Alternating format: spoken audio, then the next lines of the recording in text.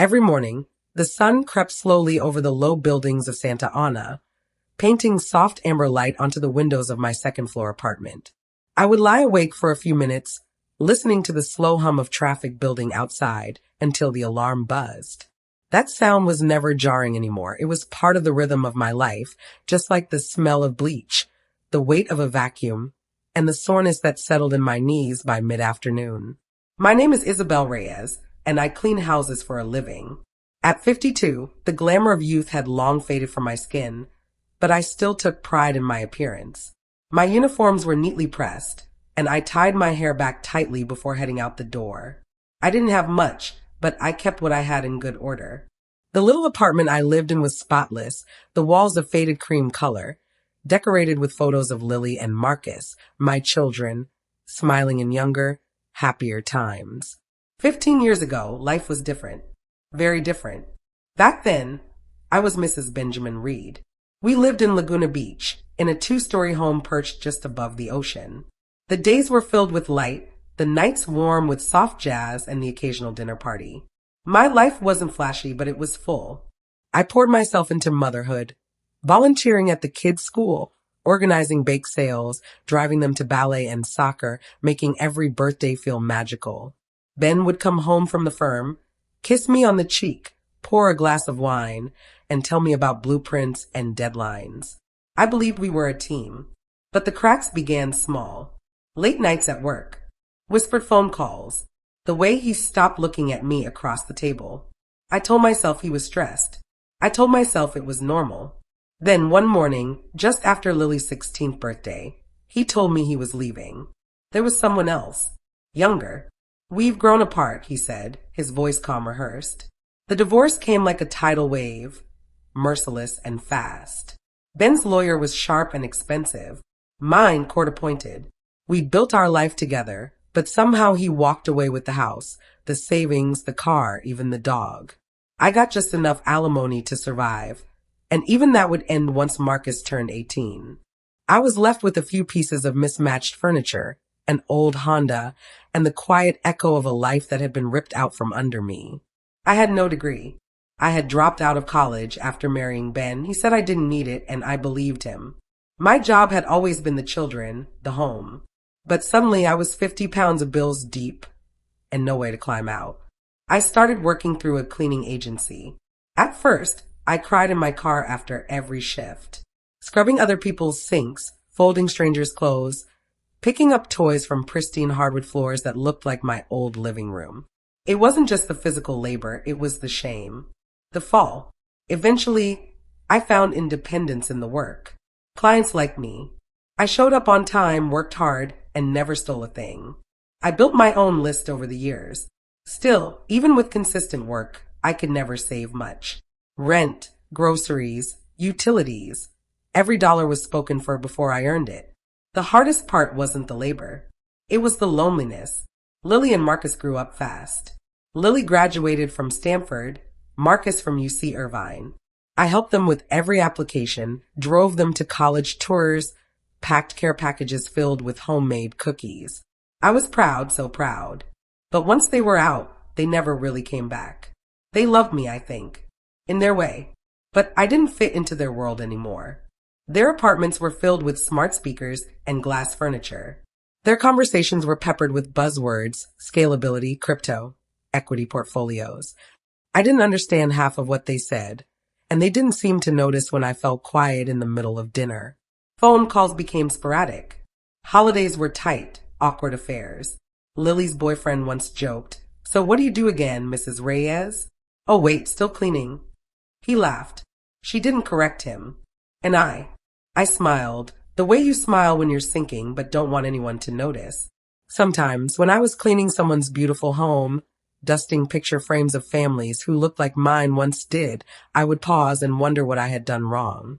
Was it a mistake to stay home with the kids? To trust Ben completely? To love too hard and protect too much?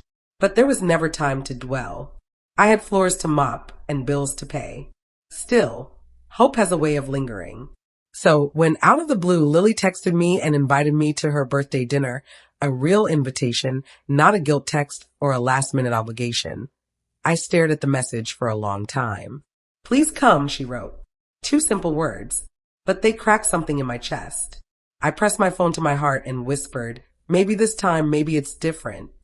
The week leading up to Lily's birthday dinner, I found myself moving through my routines in a strange daze. Every countertop I wiped, every load of laundry I folded, felt just a little more surreal, like I was floating outside myself, waiting for something to happen. It had been years since I'd been invited to one of Lily's gatherings. In fact, I couldn't remember the last time she had asked me to join her for more than a quick lunch or an obligatory holiday drop-in.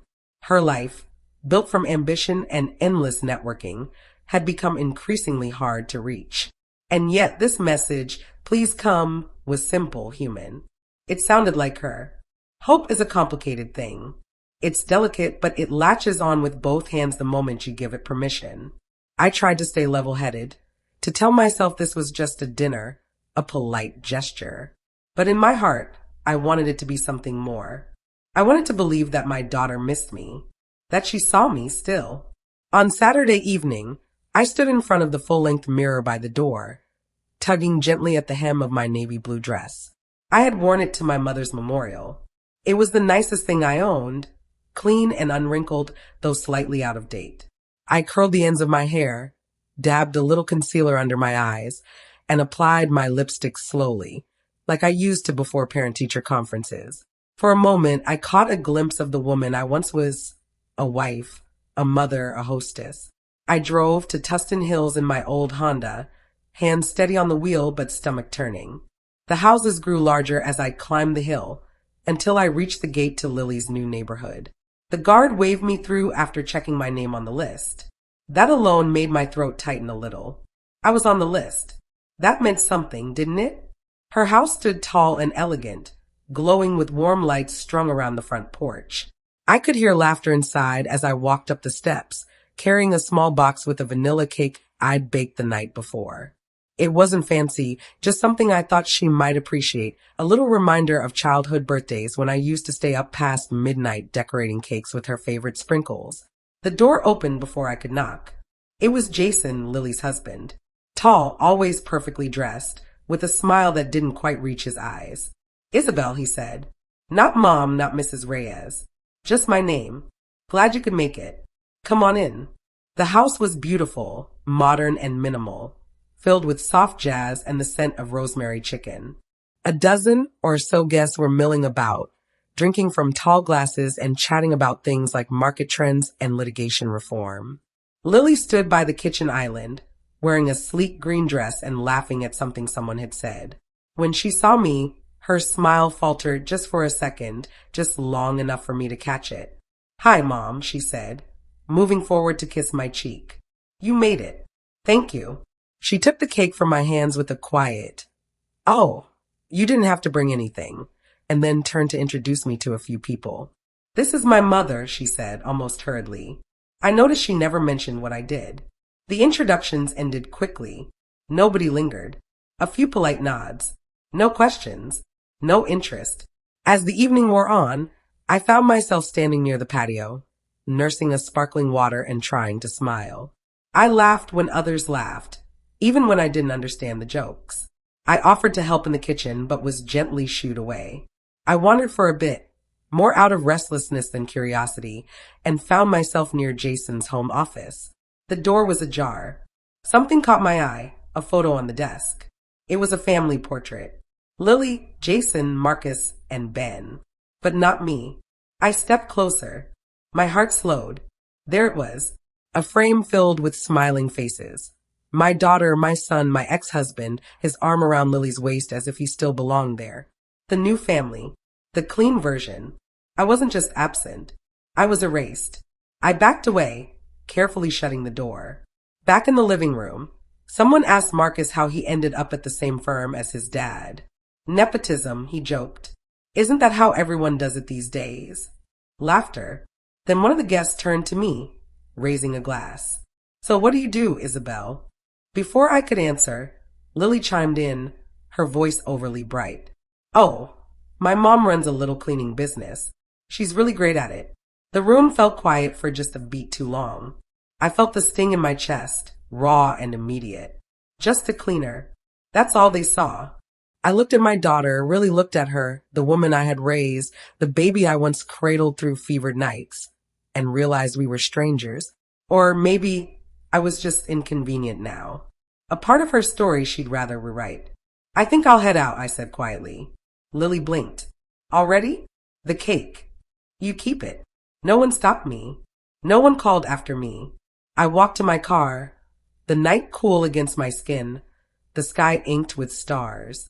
And for the first time in years, I didn't cry. Instead, I felt something different. Not sadness, not shame, resolve. It was time to stop being invisible. The night after the dinner, I didn't sleep. I lay on the couch, still in my dress, my makeup smudged, staring at the ceiling while my mind replayed every second of the evening like a cruel documentary. The portrait on Jason's desk, Lily's dismissive tone, the awkward silence when I was labeled as just a cleaner. Each moment struck like a pebble thrown against a glass window. Small, but relentless. Cracks forming, something breaking. But it wasn't my spirit that broke. It was my patience. For years, I had buried so much, my anger, my grief, my dignity. I had told myself that swallowing my pride was necessary, that being a good mother meant not stirring conflict. But the truth hit me hard and clear in the quiet of that sleepless night. Silence had not brought me closer to my children. It had only made me invisible. By morning, something had shifted inside me. Not out of vengeance, but necessity. I needed to reclaim the pieces of myself I had lost when Ben walked out and the world looked the other way. There was one person I hadn't spoken to in years, not since the dust of the divorce had barely settled. Martin Keller, a local journalist I had met through a mutual friend. Back then, when I had first suspected Ben of hiding assets offshore, Martin had offered to help me investigate. But I was scared of looking bitter, scared of dragging the kids through more chaos, scared that I couldn't handle what I might find. But I wasn't that woman anymore. I found his number in an old notebook, the pages worn and stained. I hesitated, then called. He answered on the second ring. Martin Keller, he said, his voice as calm and collected as I remembered. Martin, I said. It's Isabel Reyes. Do you remember me? There was a pause. Of course. Isabel. It's been a long time. I want to talk, I said. About Ben. About everything. That afternoon, we met at a quiet coffee shop in downtown Santa Ana, tucked between a dry cleaner and a taqueria. He looked older.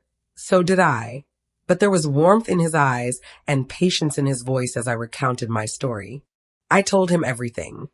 The way Ben had manipulated the divorce, the offshore accounts I had only glimpsed through old bank statements, the strange transactions I'd discovered when he was still living at home. I handed him a worn envelope with photocopies I'd kept hidden all these years. Proof I wasn't sure would matter, but I had held onto anyway. Martin studied them carefully. These aren't just suspicions, he said, eyes narrowing. This could be real evidence of fraud. I felt a cold rush of vindication mixed with fear. He promised to look into it, quietly at first. This doesn't just affect you, he said. If your ex-husband used these accounts to hide assets, he may have done worse. His clients could be at risk. That part stunned me. I had only ever thought of how Ben's betrayal affected me and the kids. I never considered that others may have suffered, too. While Martin began pulling threads, I made another call, this one to a woman named Jessica Morales, a lawyer who specialized in revisiting unjust divorce settlements. She came recommended by one of my clients, a kind older woman who had been through something similar. Jessica didn't flinch when I told her my story. She listened, eyes sharp, scribbling notes in a small leather notebook. You have a case, she said, and not just a small one. If your ex-husband hid money and underreported assets, this could be grounds for reopening the settlement. Possibly even criminal charges. Criminal. That word made my knees weak. I nodded slowly. I don't want revenge, I said. I just want the truth. I want my life back. The next few weeks were a whirlwind. Jessica filed the paperwork to reopen the divorce. Martin dug deeper, eventually discovering that Ben had moved large sums to shell companies registered in the Cayman Islands, sums that never appeared in our original settlement. The story hit the Orange County Register first. Respected architect accused of financial fraud in divorce case. The article was written with care but pulled no punches. My name was in it. My photo too. I was terrified of how the world might see me, but I didn't hide. The fallout came fast. Ben's firm went into crisis mode. His clients, many of whom were wealthy investors and business owners, started pulling out. Legal inquiries followed, and my children, Lily and Marcus, who hadn't called me in weeks, suddenly couldn't stop. "Mom," Lily said on the phone, her voice brittle. "What's going on? Why didn't you tell us?" I paused, because every time I tried to speak, you looked the other way. She didn't reply. I heard her crying softly before the call ended. Marcus came to see me in person. He looked older, thinner, his usual confidence dulled. "Why didn't you fight back sooner?" he asked, his voice cracking. "I did," I said. "You just didn't see it." He hugged me, tight, for the first time in years. The story wasn't over, but the silence was. I had traded invisibility for voice, and fear for courage. And no matter how the case ended, one truth had already been rewritten. I was not just a cleaner. I was Isabel Reyes, and I had found my power. In the weeks that followed the article's release, my life changed in ways I never expected. Some frightening, others deeply affirming. The morning after the Orange County Register published Martin's expose, I woke to a barrage of missed calls and voicemails. A few from former neighbors I hadn't spoken to in over a decade. Some from old friends who suddenly remembered I existed, and dozens from reporters hoping for exclusive interviews. I ignored most of them. I wasn't doing this for the attention. I wasn't chasing headlines. All I ever wanted was the truth to be seen. Not twisted by expensive lawyers, not softened by shame. I wanted the truth to live somewhere outside my aching chest. Ben, predictably, denied everything. He released a carefully worded statement through his firm. "The allegations made by Ms. Reyes are deeply misleading and part of a personal vendetta." He claimed the offshore accounts were legal, his finances transparent, and the timing of the article opportunistic. But then came the clients. It turns out when wealthy people feel lied to, they react quickly. Within a few days, 3 of Ben's largest accounts pulled their business. Lawsuits started brewing, not just mine, but potential fraud cases from former investors who had trusted him to manage their money. His image, once crisp and untouchable, began to unravel. His current wife, Jenna, the woman he left me for, filed for separation less than a month later.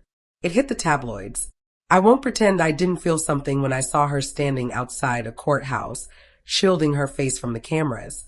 Not joy, not vindication, just closure. Meanwhile, my case moved forward. Jessica, my attorney, was tenacious. She demanded full financial disclosure, forensic accounting, and retroactive compensation for what I had lost in the divorce, the house, the savings, the equity I helped build through years of unpaid labor as a wife and mother. And when Ben's lawyers offered a private settlement, a generous one, but with a confidentiality clause, I said no. I remember sitting in the conference room across from them, watching their faces shift when I calmly said, "I won't stay silent anymore." They couldn't intimidate me. Not after everything. And that refusal rippled out in ways I hadn't foreseen. My story began circulating in circles I never imagined. Women reached out, strangers who had read the article and saw parts of their own story in mine. A woman in San Diego who had lost everything in a crooked divorce. A single mother in Bakersfield who had been cleaning houses for years, raising 2 kids, who barely called. "I thought I was alone," one of them wrote, "until I read about you." Those messages meant more to me than any courtroom victory ever could. Then there were my children. Marcus kept coming around. He helped me fix up my car, asked about my business, even showed up with groceries one Sunday afternoon. I could see the shame in his eyes, and I didn't push him to speak it aloud. Some wounds don't need apologies, just presence. Lily, though, was slower. Her world had been rocked more violently. Her husband's firm had pulled away from Ben's projects, and her social circle began whispering. But eventually she called. She asked to meet at the park near where she grew up. We sat on a bench beneath the same tree I used to push her on the swing when she was 5. "I didn't know," she said. Her voice was soft. "I didn't want to know." I nodded. It's easier to pretend everything's fine when you benefit from the lie. She looked away, tears brimming. I'm sorry, Mom. I was cruel. I know, I said. But you were hurting too. She reached for my hand. I let her hold it. That moment was more healing than any courtroom verdict. Eventually, the case settled. Not behind closed doors, but through mediation that acknowledged every stolen dollar, every manipulated detail. I received more than just money. I received recognition. On the final page of the agreement in legal print was the admission that assets had been concealed. It wasn't loud. It wouldn't make headlines. But to me, it was everything. I used part of the settlement to expand my business. Ivy Home Services grew from a solo venture into a small team. Women like me, hardworking, overlooked, resilient. We offered benefits, flexible hours, even scholarship funds for employees' children. I gave speeches at local women's shelters and taught financial literacy classes at community centers. And for the first time in years, I felt whole. One quiet evening, months after everything had settled, I stood on the balcony of my new apartment in Costa Mesa. It wasn't extravagant, but it was mine, decorated with warm colors, a few thriving plants, and a view of the sunset that reminded me of Laguna Beach. Lily and Marcus were inside, arguing gently over what movie to watch. Lily had brought a homemade salad. Marcus had brought pizza. The air was filled with the soft, familiar noise of family. I closed my eyes for a moment, letting the breeze carry away years of hurt. I had lost so much. My marriage, my security, even my sense of self. But through the fire, I found something deeper. My voice, my worth, and the fierce peace that comes when you finally stop asking for permission to be seen. I wasn't just a cleaner. I was a mother, a survivor, a business owner, a woman who rose from the silence and stood tall. My name is Isabel Reyes, and I am no longer invisible. Thank you so much for listening to my story. Your support means everything. If this story touched you or made you think, please subscribe to our channel for more real, powerful stories.